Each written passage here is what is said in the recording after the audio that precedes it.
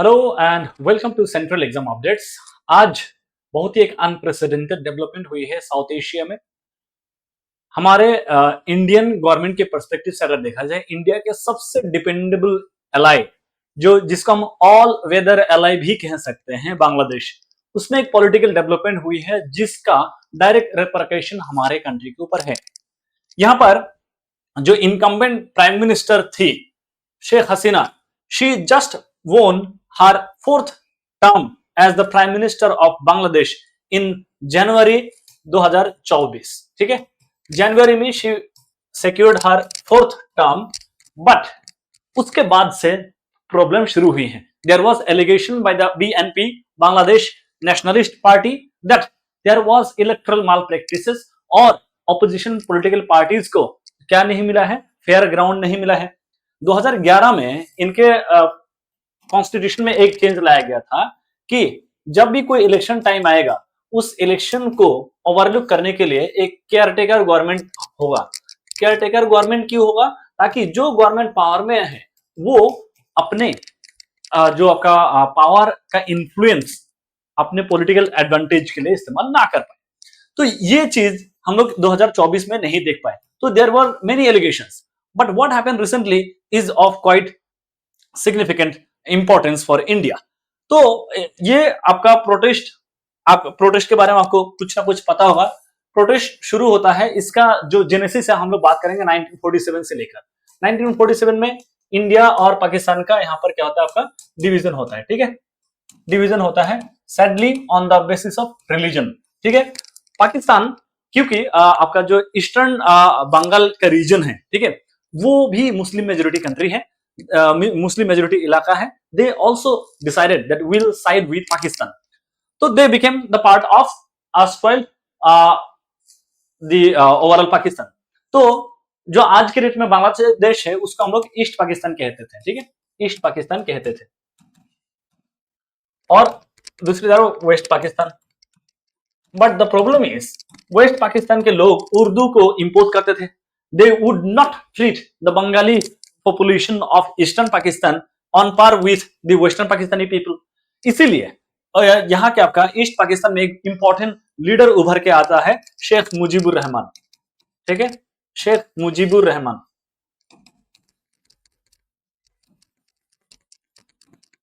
तो इनका ये था कि हम क्या करेंगे, ये जो पॉलिटिकल जो मतलब भेदभाव जो हो रहा है इसको हम अनडन करने की कोशिश करेंगे।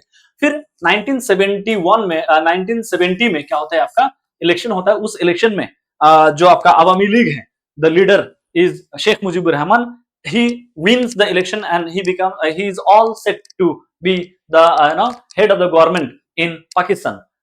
in the meantime he is arrested और बोलते हैं कि नहीं, एक बंगाली ओरिजिन लीडर को हम यहाँ पर सरकार नहीं चलाने देंगे।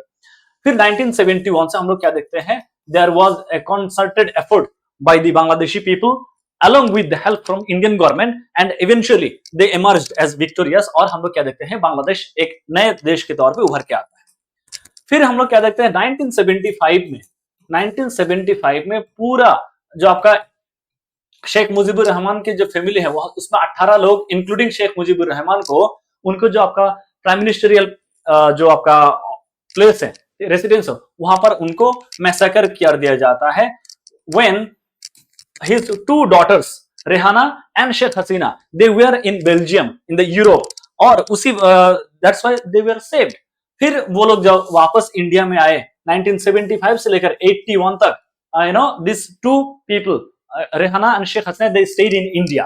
उनको पॉलिटिकल यहाँ पर पैट्रोनेज तो नहीं कहेंगे, इसको रेफ्यूज दिया गया था, पॉलिटिकल असाइलम दिया गया था, ताकि इसी वक्त हम लोग क्या देखते हैं, इंदिरा गांधी के साथ इनका काफी अच्छा रिश्ता बन जाता है। नाउ 1996 में Sheikh Hasina became the prime minister of Bangladesh for the first time. अब यहाँ पर अभी हम लोग क्या करेंगे, 1972 में एक इवेंट हुआ था। 1972 में शेख मुजीबुर रहमान ने बोला था, जितने भी आपका मुक्ति योद्धा थे, मुक्ति योद्धा कौन लोग हैं, मुक्ति योद्धा are the people who fought for the independence of Bangladesh. ठीक है, फ्रीडम फाइटर्स। तो फ्रीडम फाइटर्स के जो आपका सन्स है, डॉटर्स है, उन लोगों को गवर्नमेंट जॉब में क्या मिलेगा, आपका कोटा मिलेगा, 30% का कोटा मिलेगा। और जब 1996 में जब आपका 1996 में जब आपका शेख हसीना प्राइम मिनिस्टर बनती है, वो भी इस कोटा सिस्टम को कंटिन्यू रखती है। बट 2001 में ये हार जाती हैं और बीएनपी यहाँ पर बांग्लादेश नेशनल पार्टी जो है ये पावर में आते हैं with Khaleda Zia as the prime minister.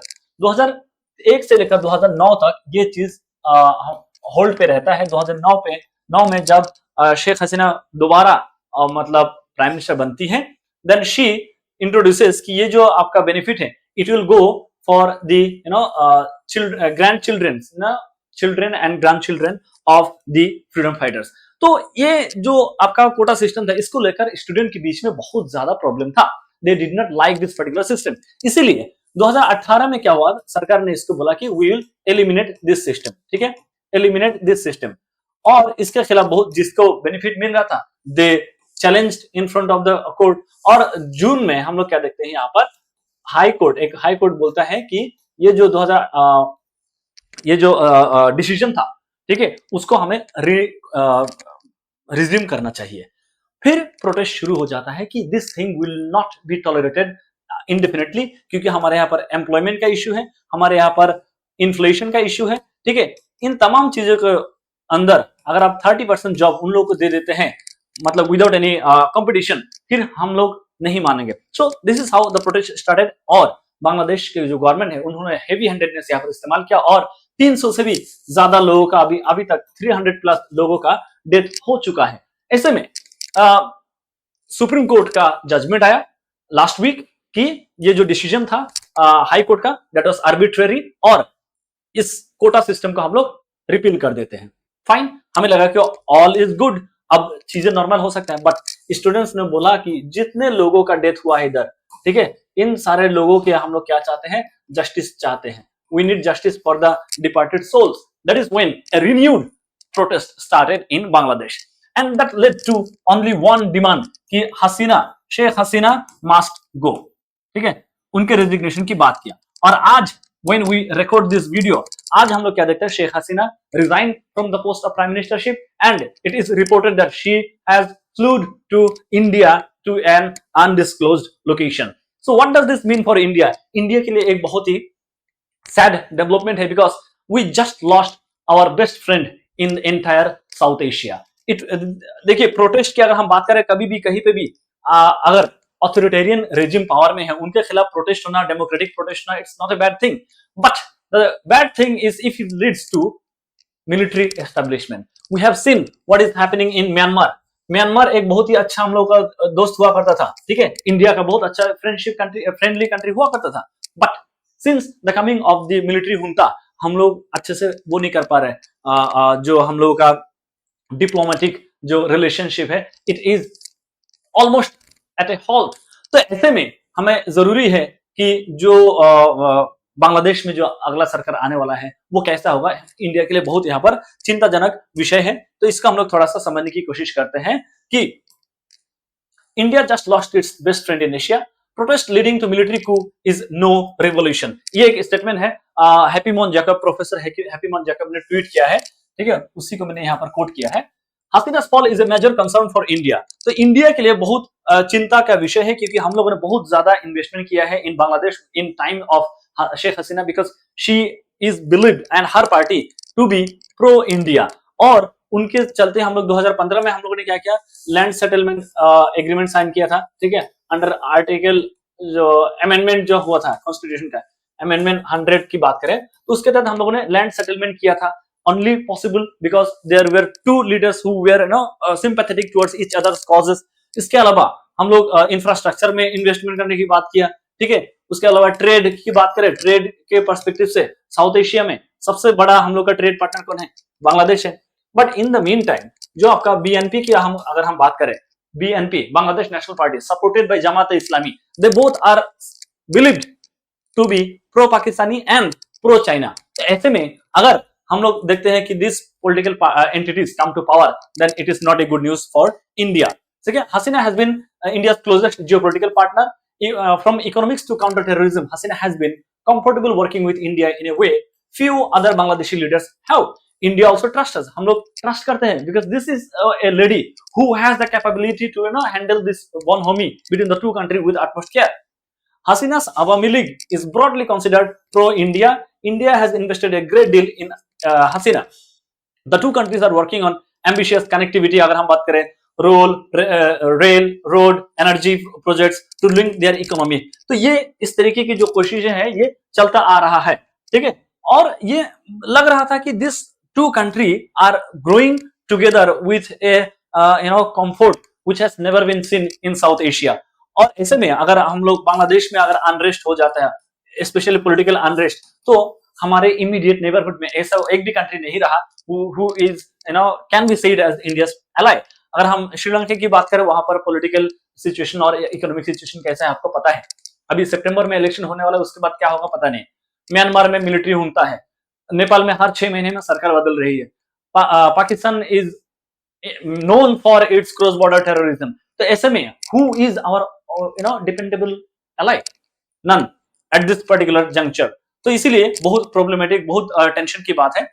Contentious problems over territory and water sharing were also solved by India and under the prime ministership of Sheikh Hasina।